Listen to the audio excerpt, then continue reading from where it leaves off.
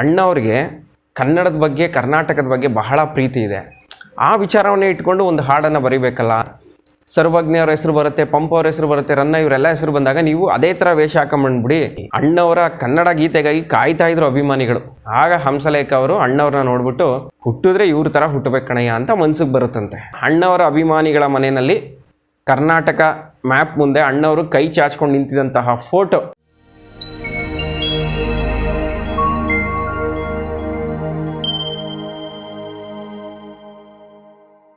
ರಾಷ್ಟ್ರಕವಿ ಕುವೆಂಪು ಅವರು ಬರೆದಿರುವಂತಹ ಜಯ ಭಾರತ ಜನನಿಯ ತನುಜಾತೆ, ಜಯ ಹೇ ಕರ್ನಾಟಕ ಮಾತೆ, ಇದು ನಮ್ಮ ನಾಡ ಅಧಿಕೃತ ನಾಡಗೀತೆ. ಹಂಸಲೇಖ ಅವರು ಬರೆದಿರುವಂತಹ ಹುಟ್ಟಿದರೆ ಕನ್ನಡ ನಾಡಲ್ಲಿ ಹುಟ್ಟಬೇಕು, ಇದು ನಮ್ಮ ನಾಡಿನ ಅನಧಿಕೃತ ನಾಡಗೀತೆ ಅಂತ ಹೇಳ್ಬೋದು. ಇವತ್ತು ಆ ಹಾಡು ಹೇಗೆ ಸೃಷ್ಟಿಯಾಯಿತು ಅನ್ನೋದ್ರ ಬಗ್ಗೆ ಮಾಹಿತಿಯನ್ನು ಕೊಡ್ತೀನಿ. ಹುಟ್ಟಿದರೆ ಕನ್ನಡ ನಾಡಲ್ಲಿ ಹುಟ್ಟಬೇಕು, ಇದು ಆಕಸ್ಮಿಕ ಸಿನಿಮಾದ ಅದ್ಭುತವಾದ ಒಂದು ಹಾಡು. ಆ ಸಿನಿಮಾಗೆ ರಿಲೀಸ್ ಆಗೋದಕ್ಕೂ ಮುಂಚೆ ಹೈಪ್ ಕ್ರಿಯೇಟ್ ಮಾಡಲಿಕ್ಕೆ ಪ್ರಮುಖ ಕಾರಣವಾಗಿದ್ದು ಈ ಹಾಡು. ಅಣ್ಣವ್ರ ಪ್ರತಿಯೊಂದು ಸಿನಿಮಾನೂ ಕೂಡ ರಿಲೀಸ್ಗೂ ಮುಂಚೆನೇ ಸಾಕಷ್ಟು ಕುತೂಹಲವನ್ನು ಕೆರಳಿಸಿರುತ್ತೆ.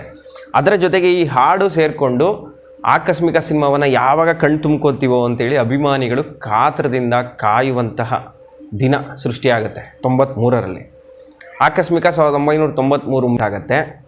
ಆ ಸಿನಿಮಾದ ಕೆಲಸಗಳೆಲ್ಲ ಶುರು ಆಗುತ್ತೆ.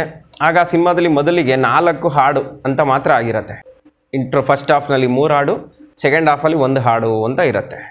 5ನೇ ಹಾಡು ಮಾಡಬೇಕು ಅಂತ ಯಾವುದೇ ಐಡಿಯಾ ಇರೋದಿಲ್ಲ. ಸಿನಿಮಾ ಶೂಟಿಂಗ್ ನಡಿಬೇಕಾದ್ರೆ ವರದಪ್ಪನವರು, ನಾಗಾಭರಣ ಅವರು, ಉದಯ್ ಶಂಕರ್ ಅವರು, ಹಂಸಲೇಖ ಅವರು ಪ್ರತಿಯೊಂದು ವಿಚಾರನೂ ಬಹಳ ಗಂಭೀರವಾಗಿ ಚರ್ಚೆ ಮಾಡೋರಂತೆ. ಯಾವ್ಯಾವ ಸೀನ್ ಯಾವ್ಯಾವ ರೀತಿ ಬರಬೇಕು, ಎಲ್ಲೆಲ್ಲಿ ಸಾಂಗ್ಸ್ ಬರಬೇಕು, ಫೈಟ್ ಬರಬೇಕು ಅನ್ನೋದ್ರ ಬಗ್ಗೆ ಸಾಕಷ್ಟು ಚರ್ಚೆಗಳು ನಡೀತಾ ಇತ್ತು.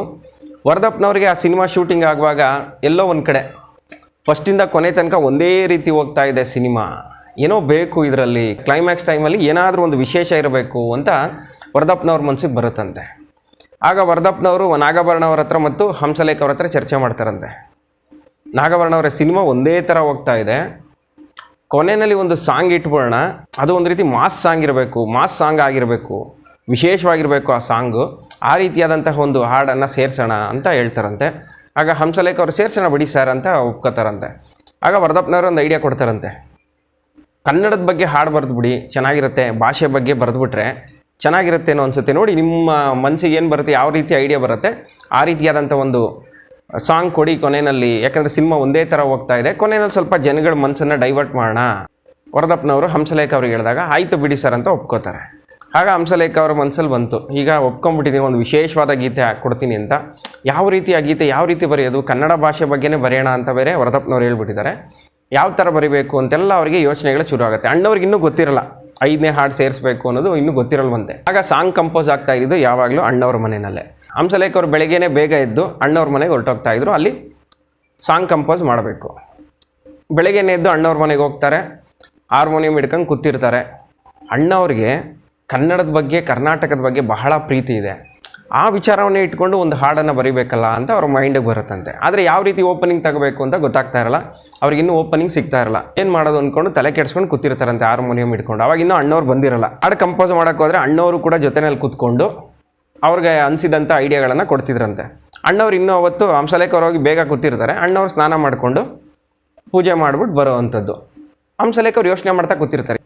ಅಣ್ಣವರು ಸ್ನಾನ ಮಾಡಿಕೊಂಡು ದೇವ್ರಿಗೆ ಪೂಜೆ ಮಾಡಿಬಿಟ್ಟು ಶ್ವೇತ ವಸ್ತ್ರಧಾರಿಯಾಗಿ ನಡ್ಕೊಂಬರ್ತಾ ಇರ್ತಾರಂತೆ. ಆಗ ಹಂಸಲೇಖ ಅವರು ಅಣ್ಣವ್ರನ್ನ ನೋಡ್ಬಿಟ್ಟು ಹುಟ್ಟಿದ್ರೆ ಇವ್ರ ಥರ ಹುಟ್ಟಬೇಕು ಕಣಯ್ಯ ಅಂತ ಮನ್ಸಿಗೆ ಬರುತ್ತಂತೆ. ಈ ಪದನ ಇಟ್ಕೊಂಡು ಒಂದು ಹಾಡು ಬರೆದ್ಬಿಡೋಣ ಅಂತ ಅವ್ರ ಮೈಂಡಿಗೆ ಬರುತ್ತೆ. ಆಗ ಸೃಷ್ಟಿಯಾಗಿದ್ದಂತಹ ಗೀತೆನೇ ಹುಟ್ಟಿದರೆ ಕನ್ನಡ ನಾಡಲ್ಲಿ ಹುಟ್ಟಬೇಕು. ಸಡನ್ನಾಗಿ ಅಲ್ಲೇ ಅವ್ರಿಗೆ ಆ ಲೈನ್ ಬಂದ್ಬಿಡುತ್ತಂತೆ. ಅಣ್ಣವ್ರನ್ನ ನೋಡಿದ ತಕ್ಷಣ ಆ ಲೈನ್ ಒಳದ್ಬಿಡುತ್ತೆ. ಹಾಡನ್ನ ಬರೆದು ಮುಗಿಸ್ತಾರೆ ಒಂದು ಪ್ಯಾರನ. ಅವಾಗ ಅಣ್ಣವ್ರು ಬಂದು ಹಂಸಲೇಖ ಅವ್ರ ಹತ್ರ ಏನು ಹಂಸಲೇಖ ಅವರೇ ಅಂತ ಮಾತಾಡಿ ಕೂತ್ಕೋತಾರಂತೆ. ಆಗ ಹಂಸಲೇಖ ಅವರು ಅಣ್ಣವ್ರಿಗೆ ಹೇಳ್ತಾರಂತೆ, ಸರಿ 4 ಹಾಡು ಅಂತಿತ್ತಲ್ಲ 5 ಹಾಡು ಮಾಡೋಣ ಅಂತ ಆಗಿದೆ. ಹೌದಾ 5 ಹಾಡು ಆಗ್ಬಿಟ್ಟಿದ್ಯಾ, ಎಲ್ಲಿ ಯಾವ ಥರ ಸೇರಿಸ್ತೀರಿ ಹಾಡನ್ನ ಅಂತ ಅಣ್ಣವ್ರು ಕೇಳ್ತಾರಂತೆ. ನೀವು ಹುಬ್ಬಳ್ಳಿನಲ್ಲಿ ವಿಜೃಂಭಣೆಯವ್ರನ್ನ ಹುಡಿಕೊಂಡು ಹೋಗೋದು, ಅಲ್ಲಿ ಒಂದು ಸಾಂಗ್ ಮಾಸ್ ಸಾಂಗ್ ಬರೆದಿದ್ದೀನಿ, ಆ ಸಾಂಗ್ ಅಲ್ಲಿ ಆಡಬೇಕು ನೀವು ಅಂದಾಗ, ಈ ಸಿನಿಮಾದಲ್ಲಿ ಮಾಸ್ ಸಾಂಗ ಅದು ನಾನು ಹುಬ್ಳಿಗೆ ಹೋಗಿ ಹಾಡು ಹೇಳ್ಬೇಕಾ, ಏನಂತ ಹಾಡಬೇಕು ಅಂತ ಹಂಸಲೇಖ ಅವರಿಗೆ ಅಣ್ಣವ್ರು ಕೇಳ್ತಾರಂತೆ. ಆಗ ಹಂಸಲೇಖ ಅವರು ಹುಟ್ಟಿದರೆ ಕನ್ನಡ ನಾಡಲ್ಲಿ ಹುಟ್ಟಬೇಕು, ಮೆಟ್ಟಿದರೆ ಕನ್ನಡ ಮಣ್ಣಲ್ಲಿ ಮೆಟ್ಟಬೇಕು, ಬದುಕಿದು ಜಟಕಾ ಬಂಡಿ, ಇದು ವಿಧಿಯೋಡಿಸುವ ಬಂಡಿ ಅಂತ ಹಂಸಲೇಖ ಅವ್ರು ಹೇಳಿದ ತಕ್ಷಣ ಅಣ್ಣವರೇ ಕಚ್ಕತಲೆಯ ಸೂಪರ್ ಆಗಿದೆ, ಜಮಾಯಿಸಿ ಅಂತ ಹೇಳ್ಬಿಟ್ಟು ಅಣ್ಣವರಿಗೆ ಆ ಲೈನು ತುಂಬ ಇಷ್ಟ ಆಗ್ಬಿಡುತ್ತಂತೆ. ಆಗ ಹಂಸಲೇಖ ಅವರು ಈ ಹಾಡನ್ನು ಬರೆದು ಮುಗಿಸ್ತಾರೆ. ಅವ್ರ ಮೈಂಡಿಗೆ ಫಸ್ಟೇ ಬಂದಿತ್ತಲ್ಲ, ಇದರಲ್ಲಿ ಅಣ್ಣವರಿಗೆ ಕನ್ನಡ ಭಾಷೆ ಮತ್ತು ಕರ್ನಾಟಕದ ಮೇಲಿರುವಂತಹ ಅಭಿಮಾನವನ್ನು ನಾನು ತೋರಿಸ್ಬೇಕು. ಅದೊಂದು ಲೈನ್ ಸಿಕ್ಕಿದ ತಕ್ಷಣವೇ ಒಂದು ಅದ್ಭುತವಾದ ಹಾಡನ್ನು ಸೃಷ್ಟಿ ಮಾಡಿಬಿಡ್ತಾರೆ. ಅದು ಇವತ್ತಿಗೆ ನಮ್ಮ ನಾಡಿನ ಅನಧಿಕೃತ ನಾಡಗೀತೆ ಆಗಿಬಿಟ್ಟಿದೆ. ಯಾವುದೇ ಕನ್ನಡ ಕಾರ್ಯಕ್ರಮಗಳಲ್ಲೂ ಈ ಹಾಡಿಲ್ದೇ ಆ ಕಾರ್ಯಕ್ರಮ ಪರಿಪೂರ್ಣ ಆಗೋದಿಲ್ಲ. ಅಷ್ಟರ ಮಟ್ಟಿಗೆ ಹುಟ್ಟಿದರೆ ಕನ್ನಡ ನಾಡಲ್ಲಿ ಹುಟ್ಟಬೇಕು, ನಮ್ಮ ನಾಡಿನ ಅನಧಿಕೃತ ನಾಡಗೀತೆಯಾಗಿ ಅಭಿಮಾನಿಗಳ ಬಾಯಲ್ಲಿ ಇವತ್ತಿಗೂ ಅದು ಬರ್ತಾನೆ ಇರುತ್ತೆ. ಎಲ್ಲ ಕಡೆನೂ ಹಾಡನ್ನ ಹಾಕ್ಕೊಂಡು ಅಭಿಮಾನಿಗಳು ಕುಣಿತಾ ಇರ್ತಾರೆ, ಖುಷಿಯಿಂದ ಸಂಭ್ರಮಿಸ್ತಾ ಇರ್ತಾರೆ. ಯಾವಾಗ ಈ ಹಾಡು ಆ ಸಿನಿಮಾದಲ್ಲಿ ಹಾಕ್ತಾ ಇದ್ದೀವಿ ಕನ್ನಡದ ಬಗ್ಗೆ ಹಾಡು ಅಂತ ಗೊತ್ತಾಯಿತು, ಆಗಲೇ ಅಭಿಮಾನಿಗಳಿಗೆ ಎಲ್ಲಿಲ್ಲದ ಕುತೂಹಲ.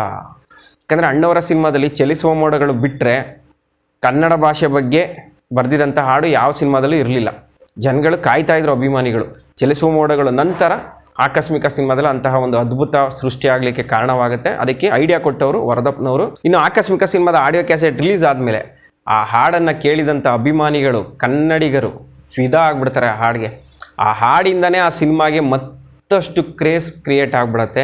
ಯಾವಾಗ ಹಾಡನ್ನು ಕಣ್ ತುಂಬಿಕೊಳ್ತೀವೋ ಅಂತ ಕಾಯ್ತಾ ಇರ್ತಾರೆ ಜನ. ಅಂತಹ ಒಂದು ಅದ್ಭುತವಾದ ಹಾಡನ್ನು ಹಂಸಲೇಖ ಅವರು ಕೊಡ್ತಾರೆ. ಮತ್ತು ಆ ಸಿನಿಮಾ ರಿಲೀಸ್ ಆದಮೇಲೆ ಆ ಹಾಡಿಗೆ ಥಿಯೇಟ್ರಲ್ಲಿ ಯಾವ ರೀತಿ ಕ್ರೇಜ್ ಇರ್ತಿತ್ತು ಅಂದರೆ, ಇವತ್ತಿಗೂ ನಮ್ಮ ಚಿತ್ರಮಂದಿರದಲ್ಲಿ ಕೆಲಸ ಮಾಡ್ತಿದ್ದಂಥವ್ರು ನಮ್ಮ ತಂದೆ ನಮ್ಮ ಅಣ್ಣಂದ್ರು ನೆನೆಸ್ಕೋತಾರೆ. ಆ ಸಿನಿಮಾದಲ್ಲಿ ಮೊದಲನೇ ದಿನ ಸೆಕೆಂಡ್ ಶೋನಲ್ಲಿ ಹುಟ್ಟಿದರೆ ಕನ್ನಡ ನಾಡಲ್ಲಿ ಹುಟ್ಟಬೇಕು ಕಾಸಿನ ಸುರಿಮಳೆ ಮತ್ತು ಆ ಹಾಡು ಮುಗಿಯೋ ತನಕ ಸ್ಕ್ರೀನ್ ಮುಂದೆ ಮತ್ತು ಸೀಟ್ ಹತ್ರನೇ ನಿಂತ್ಕೊಂಡು ಅಭಿಮಾನಿಗಳು ಕುಣಿತಿದ್ರಂತೆ. ಆ ಹಾಡು ಮುಗಿಯೋ ತನಕನೂ ಕುತ್ಕೋತಾ ಇರಲಿಲ್ಲ. ವಿಷಲ್ ಹೊಡ್ಕೊಂಡು ಅಣ್ಣವ್ರಿಗೆ ಜೈಕಾರ ಹಾಕ್ಕೊಂಡು ಆ ಹಾಡನ್ನು ಎಂಜಾಯ್ ಮಾಡಿಕೊಂಡು ಡ್ಯಾನ್ಸ್ ಮಾಡ್ಕೊಂಡು ನೋಡ್ತಾರೆ. ಅದು ಪ್ರತಿದಿನ ಪ್ರತಿ ಶೋನಲ್ಲೂ ಹಾಡಿಗೆ ಅದೇ ರೀತಿಯ ವಾತಾವರಣವನ್ನು ಚಿತ್ರಮಂದಿರದಲ್ಲಿ ನೋಡ್ಬೋದಾಗಿತ್ತು. ಅಂತಹ ಒಂದು ಮ್ಯಾಜಿಕ್ಕನ್ನು ಸೃಷ್ಟಿ ಮಾಡಿಬಿಡುತ್ತೆ ಆ ಹಾಡು. ಮತ್ತು ಆಕಸ್ಮಿಕ ಸಿನಿಮಾ 50 ದಿನ ಆದಮೇಲೆ 50ನೇ ದಿನದ ಖುಷಿನಲ್ಲೂ ಕೂಡ ರಣಜಿತ್ ಚಿತ್ರಮಂದಿರದಲ್ಲಿ ಕಾಸಿನ ಸುರಿಮಳೆಯ ಜೊತೆಗೆ ಹಾಡನ್ನು ಮತ್ತೊಮ್ಮೆ ಆನಂದಿಸ್ತಾರೆ. ಪ್ರತಿ ಭಾನುವಾರ ಬಂದುಬಿಟ್ರೆ ಸಾಕಂತೆ ಫಸ್ಟ್ ಶೋನಲ್ಲಿ ಆ ಹಾಡಿಗೆ ಕಾಸಿನ ಸುರಿಮಳೆ ಗ್ಯಾರಂಟಿ. ಪ್ರತಿ ಭಾನುವಾರ ಆ ಹಾಡಿಗೆ ಮಿಸ್ ಆಗ್ತಾರಿಲ್ಲ. ಮತ್ತು ಆಕಸ್ಮಿಕದ ಹಾಡಿನಂತೆ ಮತ್ತೊಂದು ಹಾಡಿಗೂ ಕೂಡ ಅಭಿಮಾನಿಗಳು ಫಿದಾ ಆಗಿರ್ತಾರೆ. ಅದು ಚಲಿಸುವ ಮೋಡಗಳ ಸಿನಿಮಾದಲ್ಲಿನ ಜೇನಿನ ಹೊಳೆಯೋ ಹಾಲಿನ ಮಳೆಯೋ. ಚಲಿಸುವ ಮೋಡಗಳು 1982ರಲ್ಲಿ ರಿಲೀಸ್ ಆಗುತ್ತೆ. ಪಾರ್ವತಮ್ಮನವರು ವಜ್ರೇಶ್ವರಿ ಸಂಸ್ಥೆಯನ್ನು ಹುಟ್ಟು ಹಾಕಿದ ಮೇಲೆ ಅವರ ಸಿನಿಮಾಗಳಲ್ಲಿ ವಿಶೇಷವಾಗಿ ಕನ್ನಡದ ಬಗ್ಗೆ ಪೂರ್ಣ ಪ್ರಮಾಣದಲ್ಲಿ ಯಾವ ಹಾಡುಗಳು ಕೂಡ ಬಂದಿರೋದಿಲ್ಲ. ಕೆಲ ಹಾಡುಗಳಲ್ಲಿ ಕನ್ನಡದ ಬಗ್ಗೆ ಒಂದೊಂದು ಲೈನ್ನ ತಗೋತಿದ್ರು, ಆದರೆ ಪೂರ್ತಿಯಾಗಿ ಕನ್ನಡ ಭಾಷೆ ಬಗ್ಗೆ ಹಾಡನ್ನು ಬರೆದಿರಲಿಲ್ಲ. ಅಂತಹ ಒಂದು ಸಂದರ್ಭ ಚಲಿಸುವ ಮೋಡಗಳು ಸಮಯದಲ್ಲಿ ಸೃಷ್ಟಿಯಾಗತ್ತೆ. ಆ ಸಿನಿಮಾದಲ್ಲಿ ಹೀರೋಯಿನ್ಗೆ ಕನ್ನಡ ಬರ್ತಾ ಇರಲ್ಲ. ದೆಹಲಿನಲ್ಲಿರ್ತಾರೆ ಅಂಬಿಕಾ ಅವರು, ಅವರಿಗೆ ಕನ್ನಡ ಬರ್ತಾ ಇರಲ್ಲ. ಅವರಿಗೆ ಕನ್ನಡವನ್ನು ಹೇಳ್ಕೊಡ್ಬೇಕು ಅಣ್ಣವರು. ಆ ಟೈಮ್ನಲ್ಲಿ ಫಸ್ಟ್ ಯಾವ ರೀತಿ ಇತ್ತಂತೆ ಅಂದರೆ, ಅವರಿಗೆ ಆ ಹೇಳ್ಕೊಡೋದು, ಸ್ಲೇಟಲ್ಲಿ ಬರ್ಸೋದು, ಈ ಪುಸ್ತಕವನ್ನು ಕೊಟ್ಟು ಅದರಲ್ಲಿ ತೋರಿಸ್ಕೊಂಡು ಚಿತ್ರಗಳನ್ನು ಅವರಿಗೆ ಕನ್ನಡ ಹೇಳ್ಕೊಡೋದು, ಈ ರೀತಿ ಒಂದು ಸೀನ್ನ ಕ್ರಿಯೇಟ್ ಮಾಡೋಣ ಅಂತ ಇರುತ್ತಂತೆ. ಆಗ ಅಣ್ಣವ್ರ ಮೈಂಡಿಗೆ ಬರುತ್ತಂತೆ, ಈ ರೀತಿ ನಾನು ಪಾಠ ಹೇಳ್ಕೊಡೋದು ಬದಲು ಕನ್ನಡದ ಬಗ್ಗೆ ಒಂದು ಹಾಡನ್ನೇ ಇಟ್ಬೋಣ ಬಿಡಿ, ಆ ಹಾಡಲ್ಲೇ ಅವ್ರಿಗೆ ಕನ್ನಡವನ್ನು ಹೇಳ್ಕೊಟ್ಟಂಗೆ ಆಗ್ಬಿಡುತ್ತೆ, ಅದು ಚೆನ್ನಾಗಿ ಬರುತ್ತೆ ಸಿನಿಮಾದಲ್ಲಿ ಅಂತ ಹೇಳ್ಬಿಟ್ಟು ಅಣ್ಣವ್ರ ಮೈಂಡಿಗೆ ಐಡಿಯಾ ಬರುತ್ತೆ.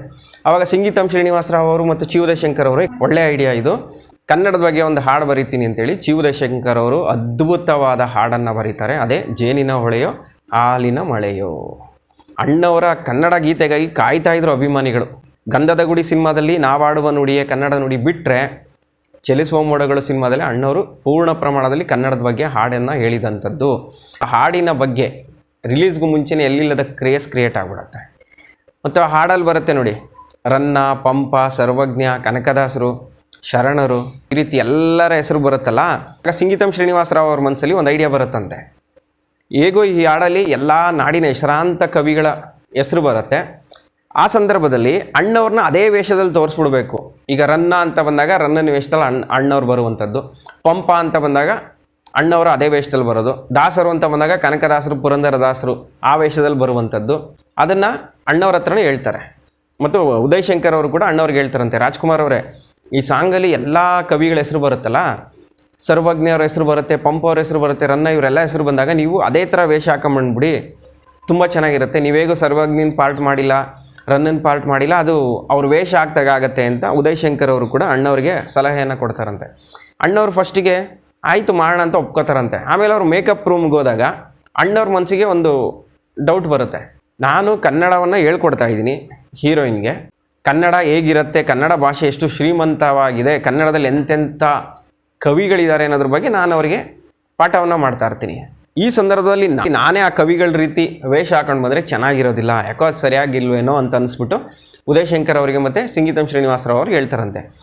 ಉದಯ್ ಶಂಕರ್ ಬೇಡ, ಅದು ಆ ರೀತಿ ಚೆನ್ನಾಗಿರೋದಿಲ್ಲ, ಆ ಥರ ಒರಿಜಿನಾಲಿಟಿ ಇರೋದಿಲ್ಲ, ಬೇಡ ಬಿಡಿ ಅದು ಅಂದ ತಕ್ಷಣ ಅಣ್ಣವ್ರ ಮನಸ್ಸನ್ನ ಅರ್ಥ ಮಾಡ್ಕೋತಾರೆ ಉದಯ್ ಶಂಕರ್ ಮತ್ತು ಸಂಗೀತಂ ಶ್ರೀನಿವಾಸರಾವ್. ಯಾಕಂದರೆ ಅಣ್ಣವರು ಪ್ರತಿಯೊಂದನ್ನು ಯೋಚನೆ ಮಾಡಿನೇ ಹೇಳ್ತಾರೆ.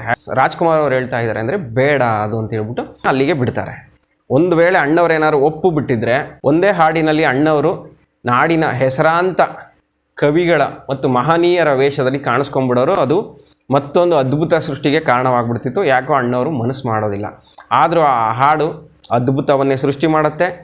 ಆ ಹಾಡಿನಲ್ಲೂ ಕೂಡ ಚಿತ್ರಮಂದಿರದಲ್ಲಿ ಅಭಿಮಾನಿಗಳು ಶಿಳ್ಳೆ ಚಪ್ಪಾಳೆಯ ಜೊತೆಗೆ ಕಾಸಿನ ಸುರಿಮಳೆಯನ್ನು ಸುರಿಸ್ತಾ ಕುಣಿದು ಕುಪ್ಪಳಿಸ್ತಿದ್ರಂತೆ. ಮತ್ತು ಆಗ ಒಂದು ಸ್ಟಿಕ್ಕರ್ ಬಹಳನೇ ಪಾಪ್ಯುಲರ್ ಆಗ್ಬಿಟ್ಟಿತ್ತಂತೆ.